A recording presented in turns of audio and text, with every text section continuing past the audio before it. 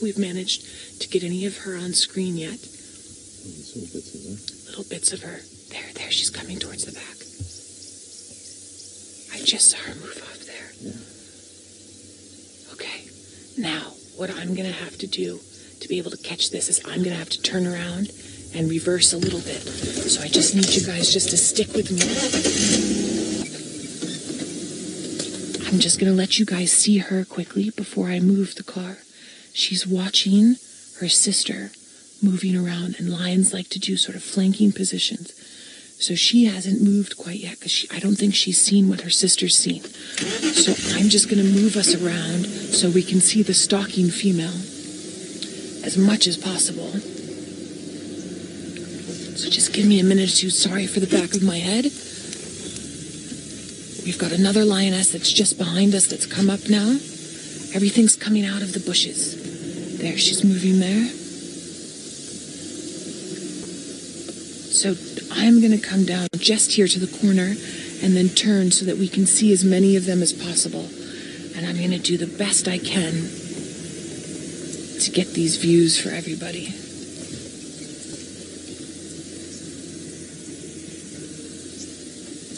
Okay. So, we've got a lioness that's behind us that this Nyala bull doesn't know that's here. We've got a female lion that's in front of him that Nyala bull doesn't know that's here. I'm going to stay here. I know I'm talking in a very tiny whisper, but I don't want to do anything that's going to hamper the situation. I think our best bet, to be honest with you, is to focus on this Nyala bull. All right, guys, I'm going to hold off speaking just for a little bit, so just stay with us.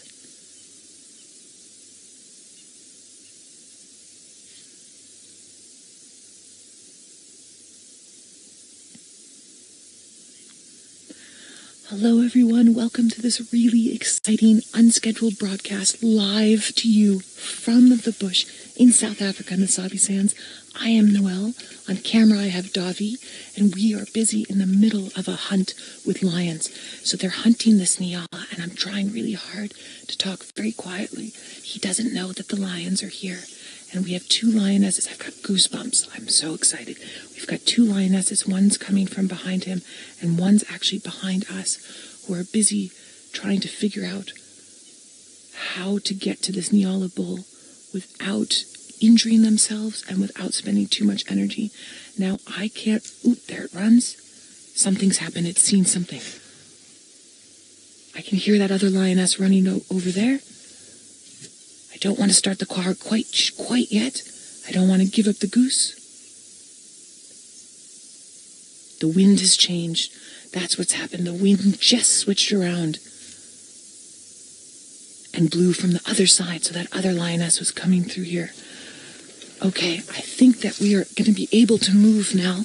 One of the reasons why I didn't want to move before and why I'm talking like this is that you don't want to do anything that would interrupt the hunt. And we positioned really quietly and really carefully so that we could get as much of the action as possible. But I think that the wind... Rev, you'd like to know how fast the lions rev? The lions will stalk until they're very close, and then they can do about 80 kilometers an hour, but they can only do it for about 22 meters. They can't really do it farther than that. And I think, unfortunately, because of that wind change, that Nyala bull has gone off, so I don't think that they're going to manage to get anything more. If it was something like a cheetah can do about 120 kilometers an hour. And they would have kept chasing after it, but here comes the lioness.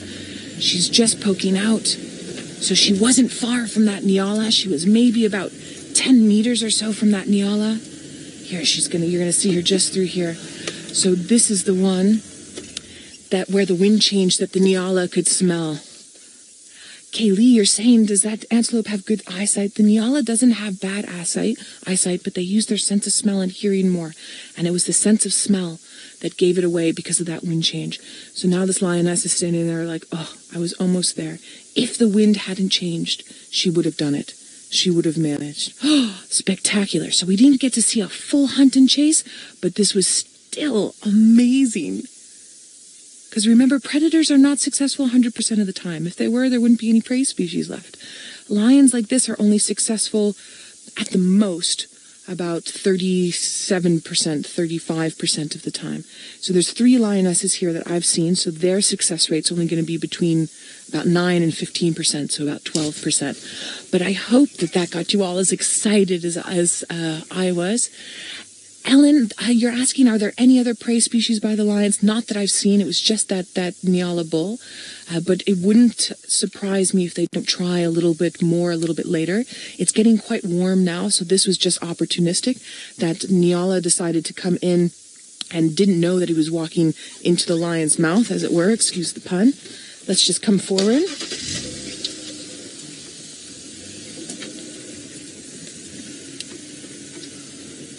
All right, I think that for now, the jig is up, and I don't think they're going to hunt anymore. So I think that we are going to carry on with our regular show on YouTube. So for any of you that's joined us from any other platform, please hop on over to YouTube. Safari Live is where you find us. And we will be waiting there for you.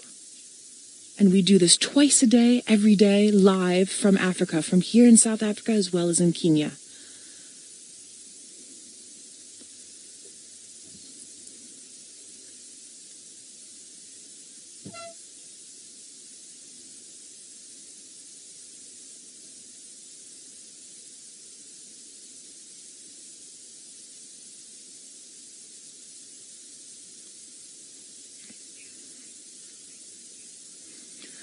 Hi everyone, how exciting was that? So exciting. I just want to move the car just a little bit just to get a better view. Super exciting. So I've seen 3 members of what I believe are the Nkuhumas. And 2 of them definitely are not ones that we were seeing with the zebra. Here we go. So we've got one here. One's just behind. Hello, my girl. And one there. I think this is probably going to be our best bet for now. Yes, you are beautiful, my lady. Hello, good morning.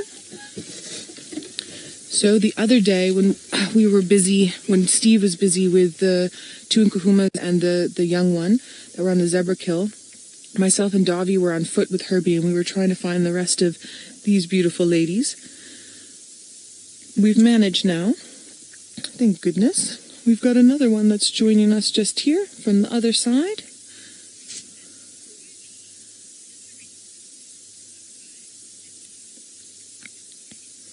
Kobe indeed. As far as I know, this is the rest of the Nkuhuma Pride, and they're looking very hungry. This lioness in front of us especially is looking very hungry. So Amber Eyes and her sister and the youngster had that wonderful zebra kill, and it doesn't look like the rest of the pride that I can see right here has had anything to eat recently. So that Nyala would have been nice for them, but we're not far from the dam. We're not far from Galago Pan in front of Little Galago. We're also not far from the main dam in front of Djuma. So there will... Oh, my girl, your wound is not... Let me just zoom in on there. Okay. It doesn't look nice, but it does look like it's still healing. It does look like she might have opened it up again, possibly while she was hunting. But I'm not concerned to the point where I'm going to, I'm like, oh, but it was looking better last time I saw her, but I haven't seen the Nkuhuma since, oh, sorry, that's my hat. I haven't seen the Nkuhuma since January, but she was walking fine when she came through. We'll monitor it as much as we can, obviously. She's got a little nick on her face there as well. I can see more lions now. Just to our 10 o'clock in the bushes. So yeah, I'm pretty sure this is the whole rest of the Nkuhumas. You can just see the back and an ear. Oh, there's a little head poking up.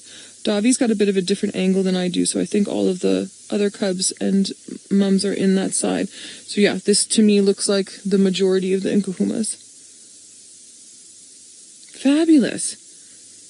Very, very, very, very, very cool. I love a good hunt. I love a good hunt when it's successful for the lions. I also like a good hunt when it's successful for the prey. It's just the anticipation.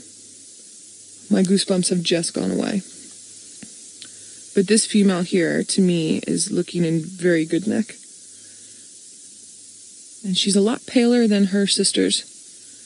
She's not a white lion, but she's definitely a pale lioness. And now a sleepy lioness.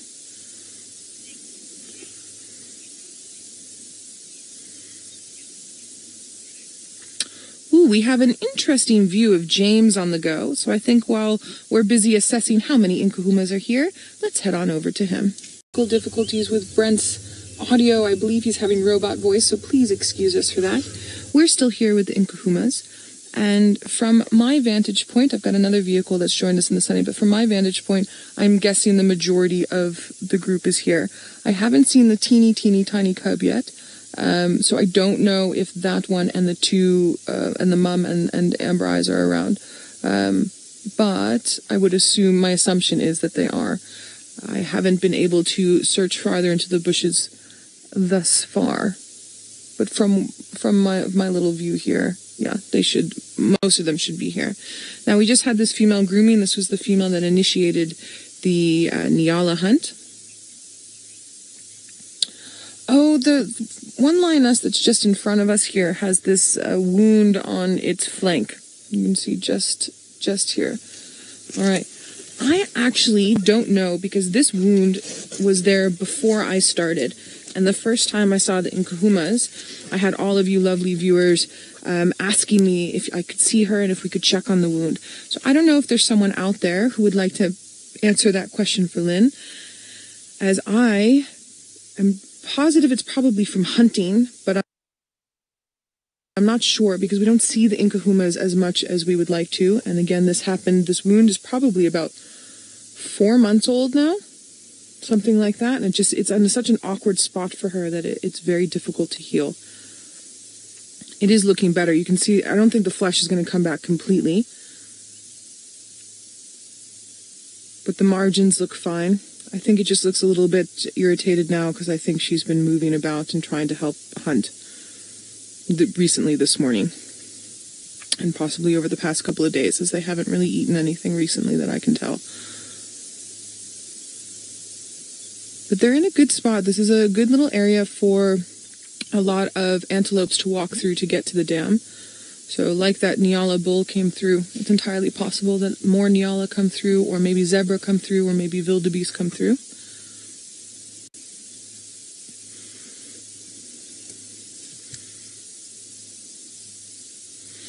Monique, that's a really great question. So Monique, when you have different litter sizes within a pride like this, and you have a scenario where you've got one female with a very small cub, and then the rest of the cubs are a lot older, what you're going to see is that mother has different nutritional values than the rest of her pride mates. She really needs to supplement her diet more so than they need to, because she needs to produce that milk. So in many prides that I've worked with, I've watched females with the young cub after they've introduced the young cub to the pride, moving off and hunting on their own. And I've also seen, like what we had the past couple of days, where one pride member will go with her, usually a sister. Sometimes the mom will go with, depending on the pride structure, and they go off and move off and hunt, because she can't last as long without eating as the rest of the pride, because of that milk production she needs. So it's not unusual for prides to break up and scatter like this. I've seen them break apart for a couple of days, and I've seen them break apart and scatter for months and then come back together. It just, sometimes the individual need over. Cheers, Brent. We do. We've got very lazy Nkuhumas. We've got one of the juveniles just in front of us here. We've moved around. We had a really great shot of that wound from that female, but she's moved away.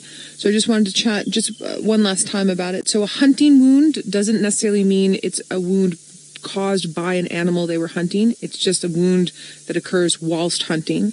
And that plays up with the fact that Tristan thinks it has to do with a tree, so either falling out of the tree, or I would actually say even possibly from maybe pulling a wrong move while hunting and getting a gouge out. And then where she was sitting, if you can imagine the backside of a lion when they lie down, the haunches sit like this, the wound like this, the wound is right in the middle of this haunch. So every time she sits down or lies down like this way, it goes in, and then every time she stands up, it opens up a bit. So that's one of the reasons why it's having trouble healing. It's what we were just noticing with her now. But yes, compared to when we saw it in November, looking much better. And I do think that it will heal. I just think it's going to take quite a long time because of where it's situated. Now, we were hearing oxpeckers just a little while ago, and one of the lionesses that was hunting earlier has picked up her head. She's not lying down anymore, and she's busy keeping an eye out.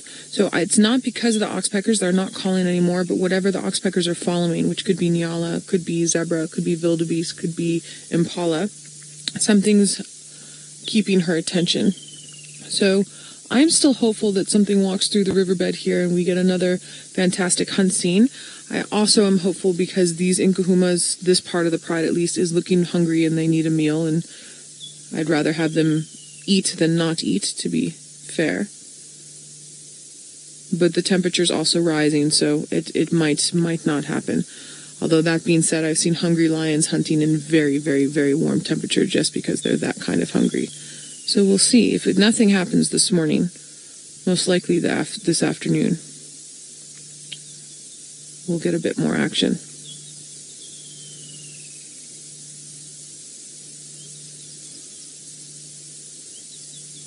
Can we hear all the bird sounds in the background?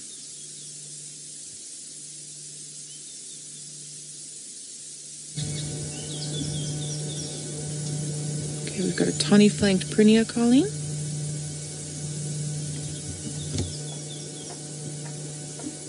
Of course, now that I want to do bird sounds with you, all the birds stop.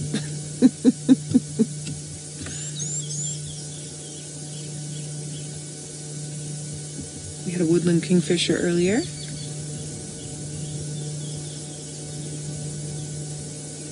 We had a Llewellyn's cuckoo just now.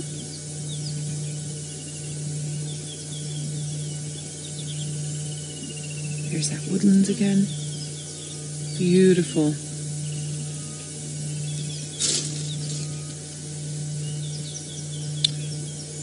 Ooh, Jamie's been looking for a crocodile, and I'm wondering if she's found it. I hope she's still in her vehicle, not traipsing around on foot. Crocodile can jump twice its own body length or launch itself twice its own body length. So let's go have a meander up there. All right, everybody. The oxpecker sounds that we heard amounted to nothing, and it's getting very, very warm out here. Oh, look, that's how you hug yourself. Oh, shame.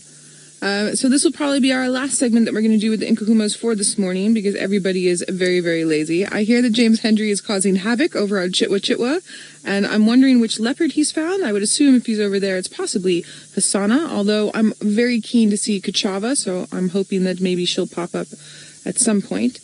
Our Nkuhumas are having a nice nap.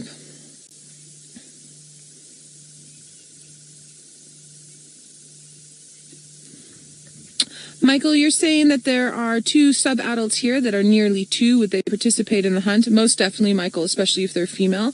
They'll definitely participate in the hunt. That's a good age for them to be... I'm just going to get some spider webs away. Hold on one sec. Thank you. There we are. It's a good age for them to be working their muscles and functioning properly and really starting to hone their skills. And it also means that they're going to be able to participate without ruining anything too much.